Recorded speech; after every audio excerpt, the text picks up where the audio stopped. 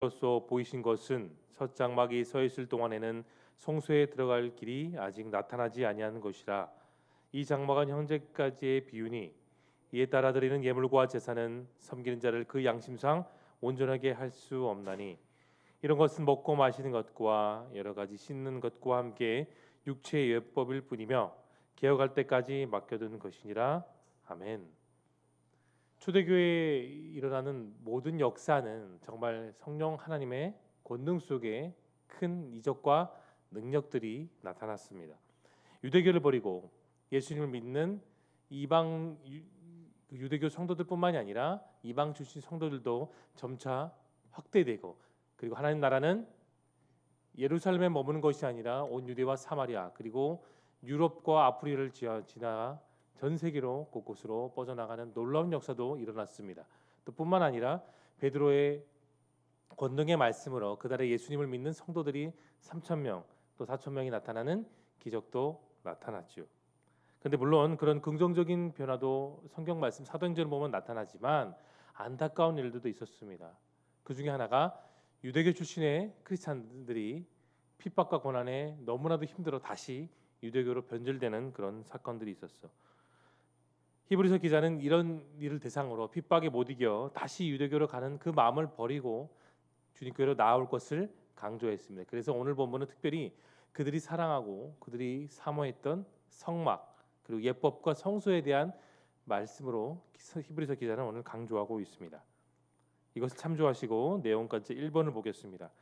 구약시대의 첫 언약에는 무엇이 있었습니까? 오늘 보면 1절이 이렇게 말하죠. 첫 언약에는 예법과 성소가 있다라고 합니다. 세상에서 사람들이 예배를 드리는 성소 그리고 그 성소에서 예배를 드린 예법을 하나님께서는 이미 출애굽하는 그 시대에 모세를 통해 주셨습니다. 2번을 보겠습니다. 제사장들은 성소와 지성소에서 무엇을 행했습니까? 제사장들은 먼저 장막에 있는 성소에 들어가 모든 예식을 주관했죠. 그리고 둘째 장막에 해당되는 지성소는 여러분 아무나 들어갈 수가 없었습니다. 대제사장인 한 명만 들어갈 수 있었고 그 대제사장도 매일 들어가는 것이 아니라 1년에 단 한 번, 그 어떤 날이냐? 속죄의 날을 정해서 자신과 모든 이스라엘 백성들의 죄를 사함받기 위해 특별히 하루만 들어갈 수 있었습니다.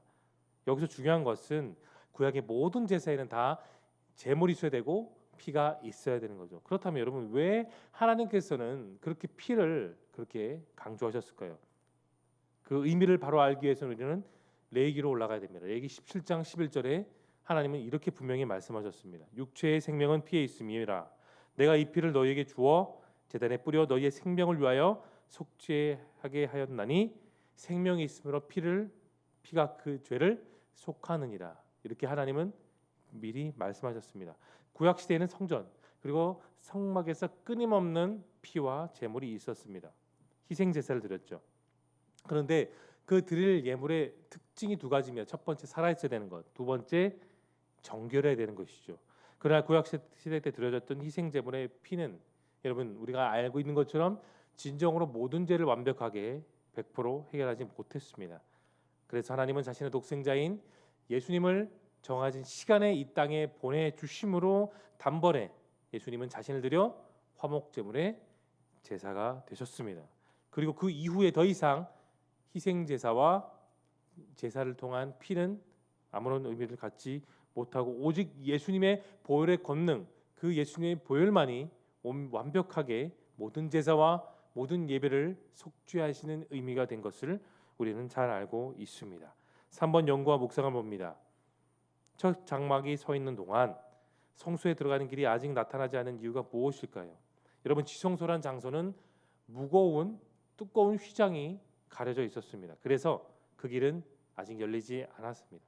닫혀 있는 그 길을 예수님 십자가에 달리시고 그리고 십자가 위에서 죽으신 이후에 성막에 있었던 그 무거운 휘장은 가운데가 갈라지게 되었고 드디어 하나님과 사람 사이에 막혔던 담이 허물어지게 되었습니다. 예수님은 옛 한계를 넘어서서 새로운 언약이 되셨고 새 언약을 믿음으로써 우리는 그 믿음을 모두가 다 받게 되었습니다. 더 이상 제사장을 통하여 성전에 들어갈 이유가 없고 이제는 모두가 다 하나님의 거룩한 성전으로 나아갈 수 있는 그 길을 예수님께서 친히 열어주시게 된 것입니다. 하나님께서는 예수님이 이 땅 가운데 사람으로 모습으로 오시기 전까지는 그 길을 막으셨습니다. 왜냐고요?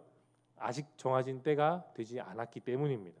그러나 유대인들은 성막과 성전에 드리는 예배의 의미를 그들 스스로가 변절시켰죠. 무엇이 중요하고 그 무엇이 다음인지를 그들은 스스로가 변절시키고 말았습니다. 여러분, 구약의 제사는 결코 완벽한 제사가 되지 못합니다.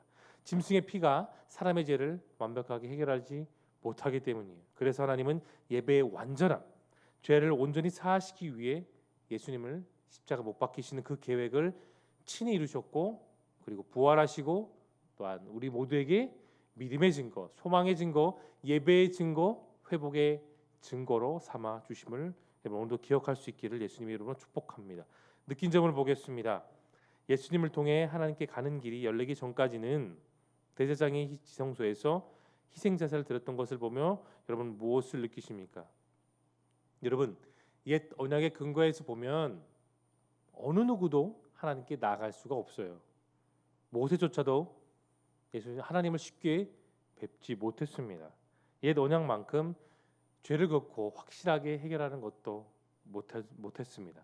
그것은 제사장들이 의제에서 드리는 예물, 그리고 제사에 드리는 섬기는 자로 그들 스스로가 여러분 어떻습니까? 불완전한 자이기 때문입니다. 완벽한 사람이 될 수가 없기 때문이에요. 구약에 드렸던 다양한 번제, 소제, 속건제, 속죄제와 같은 이 다양한 제사는 죄에 대한 속죄는 상징했습니다. 그래서 예수님이 오시기 전까지는 그 제사를 드릴 수밖에 없었어요. 그것이 그들에게 있어서 전부였기 때문입니다. 그러나 사람들의 마음, 양심의 변화는 그 제사로 이루지 못했지요. 사랑하는 성도 여러분, 진정한 제사는 자신을 바치는 것입니다. 집에 재산이 많다고 건강한 숫소, 순양을 많이 드린다고 해서 하나님이 기뻐하시지는 않습니다. 진정한 제사, 진정한 예배는 내 자신을 순도 100% 하나님께 온전히 드리는데 영적인 예배, 영적인 제사가 됩니다. 그러기에 자신이 바쳐지지 않는 사랑, 자신이 바쳐지지 않는 신앙은 참신앙이 될 수가 없어요. 아브라함에게 있어서 참신앙은 이삭을 바치는 데 있었고, 하나님께 있어서의 참신앙, 근본적인 예배는 자신의 아들 예수님을 바치는 데 있었습니다. 아브라함에게 있어서 축복의 언약은 이삭이었다면 예수님께는 하나님께서에 있어서 예수님은 구약의 온전한 성취가 되심을 여러분 기억할 수 있기를 바랍니다. 그래서 주님은 이 땅에서 공생애 하시는 동안 우리에게 이 말씀을 하셨습니다. 강조하셨죠. 그러므로 형제들아, 내가 하나님의 모든 자비하심으로 너희를 권하노니 너희를 너희 몸을 하나님이 기뻐하신 거룩한 산 제사로 드리라. 이는 너희가 드릴 뭐라고요? 영적 예배니라고 그랬습니다. 사도 바울을 통해서 예수님은 우리에게 말씀을 알려주셨어요. 영적인 예배, 확실한 예배, 하나님의 임재를 경험하는 예배를 우리가 정결한 마음으로 예배로 드리는 것에 있음을 여러분 기억할 수 있기를 바랍니다. 산 거룩한 제물로서 내가 하나님께 온전히 예배할 때 자원하는 마음, 기쁜 마음으로 내가 예배에 나아갈 때에 주님은 정말 그 신령과 진정 온 마음을 다해 드리는 예배 속에 임재해 주시고 우리를 만나 주심을 여러분 오늘도 기억할 수 있기를 바랍니다. 5번 조경을 보겠습니다. 나는 예배를 드릴 때 하나님을 향한 찬양과 교제의 마음보다 무엇에 더 집착합니까? 저는 요즘 들어 모든 예배를 준비하고 또 설교를 준비할 때 스스로 이런 질문합니다. 나는 진짜 예배자인가? 아니면 나는 예배를 드리는 사람인가? 질문합니다. 주님 앞에 서는 날 정말 저는 예배자로 서기를 소망합니다. 성경 속에 우리가 잘 아는 것처럼 이스라엘이 망했던 이유가 무엇이었을까요? 그 첫 번째가 바로 예배가 무너졌기 때문입니다. 자원하는 마음, 신령과 진정으로 드리는 예배가 아니라 변질되었기 때문에 하나님은 예배를 받지 아니하였습니다. 그래서 이사야 1장을 보시면 아무리 너희가 제사를 드리고 아무리 너희가 제물을 드려도 나는 너희 예배를 받지 않는다 했습니다. 왜냐? 그들이 변질되었기 때문이에요. 그들은 예배를 드리는 자가 되었습니다. 주님께 영광을 드리기보다 자신이 영광의 자리에 나가고 싶었습니다. 야곱을 보면 인생의 위기, 가문의 위기가 있을 때 그가 걸었던 그 길은 물론 어려움이 있었고 환난도 있었지만 야곱의 그 인생은 결국은 예배자의 길이었습니다. 우상 숭배하는 물건을 땅에 묻고 구별된 예배자로 그런 하나님께 나아가기를 날마다 소망했습니다. 그때마다 주님은 길을 열어주셨죠. 하나님 마음에 진정 합했던 다윗도 예배자였습니다. 그의 인생의 마지막까지 그는 물론 어려움도 있었고 고난도 있었지만 그는 끝까지 하나님을 사모하는 예배자였습니다. 이런 주로 주님이 찾으시는 그 한 사람이 되기를 바라며 저는 그렇게 나아갑니다. 나는 정말 예배자인가? 그런 생각으로 말씀을 나갑니다. 오늘도 하나님은 그런 마음을 우리에게 원하십니다. 예배 자리를 지키는 사람, 예수님 만나고 또 집까지 모시는 예배자, 그런 예배자를 오늘도 찾고 계십니다. 주객이 정도 된 예배가 아니라 내가 주님께서 주님의 자리에 나와 무엇을 구하고 바라야 되는지를 오늘도 여러분 기억하고 나아갈 수 있기를 바랍니다. 마지막 결단을 보겠습니다. 고민하는 문제를 내 노력과 행위가 아닌 예수님께 맡기기 위해 여러분 무엇을 결단하시겠습니까? 우리가 의지할 수 있는 것은 여러분 영성의 수준에서가 아니라 우리가 의지할 분은 오직 하나님 한 분이십니다. 사역도 하나님의 것이고 소명도 하나님의 것이고 내 인생의 개인적인 문제를 해결하는 모든 것도 다 하나님이 하십니다. 하나님 우리의 용기, 비겁함, 우리의 사랑과 이기심, 우리의 장점과 단점, 내 삶의 모든 것을 다 사용하셔서 그분의 뜻대로 오늘 이끌어 가십니다.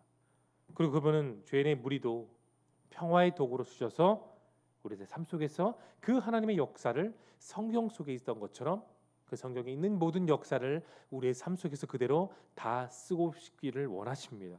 사랑하는 성도 여러분, 우리는 앞으로 어떤 인생이 일어날지를 잘 모릅니다. 아브라함이 하나님께서 말씀하실 때 내 지시한 땅으로 갔을 때 그는 갈 바를 알지 못하고 갔습니다. 그래서 그것이 그 하나님의 의의가 됐고 그 하나님께서 기쁨으로 받아주셨죠. 그러나 땅의 기초를 정하시고 도량을 정하시고 선을 정하신 하나님을 믿으면 하나님께서 우리의 모든 삶을 다 그 뜻대로 오늘도 이끌어 가십니다. 그분은 우리의 믿음과 순종을 통해 필요를 다 채워주시죠. 우리가 늘 의지하는 예수님을 오늘도 여러분 인생 모든 것을 다 메워 드릴 수 있기를 바랍니다. 스스로 할 수 있는 내가 당연히 다 할 수 있는 그 일조차도 가장 사소한 일도 하나님께 다 내어 드리십시오. 속죄의 길을 여신 분이 바로 주님이십니다. 우리 인생의 길, 앞으로의 길, 모든 문제를 넉넉히 이기게 하시는 그 주님을 따라 오늘도 그 주님을 의지하며 나아갈 수 있는 저와 모두가 될 수 있기를 예수님의 이름으로 축복합니다. 이제 함께 기도하시겠습니다.